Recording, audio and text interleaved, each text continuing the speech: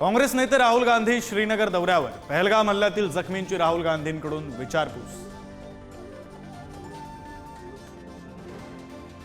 पहलगामला हल्ला करणारे दहशतवादी स्वातंत्र्य सैनिक पाकिस्तानी उपपंतप्रधानांकडून हल्ल्याचं समर्थन, तर दहशतवाद्यांना पाकिस्तान आश्रय देत असल्याची संरक्षण मंत्र्यांची निर्लज्ज कबुली। 3 दशकांपासून डर्टी वर्क सुरू असल्याचा दावा।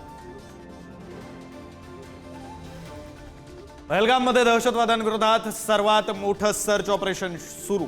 लष्कर प्रमुख उपेंद्र द्विवेदी यांनी घेतला आढावा, तर बांदीपोरामध्ये लष्कर-ए-तैयबाच्या टॉप कमांडरचा खात्मा। पहलगाम हल्ल्याचा सैन्य दलानं घेतला बदला। स्थानिक दहशतवादी आसिफ शेख आणि आदिल गुडीचं घर स्फोटकांनी उडवलं। दहशतवाद्यांच्या घरात संशयास्पद वस्तूही सापडल्या।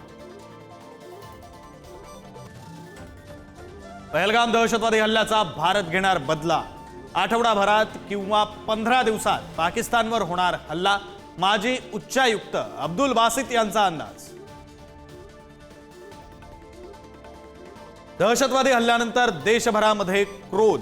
दहशतवाद्यांचा सर्वनाश व्हायला हवा, सरकारकडून अपेक्षा आहेत, पूर्ण होतील सरसंघचालक मोहन भागवतांचं सूचक वक्तव्य।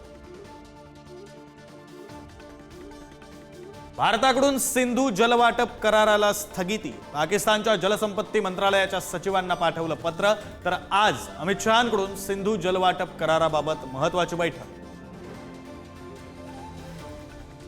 छत्तीसगडमध्ये नक्षलवाद्यांविरोधात सर्वात मोठा सर्जिकल स्ट्राईक। 2000 नक्षलवाद्यांना 20,000 पोलिसांनी घेरलं।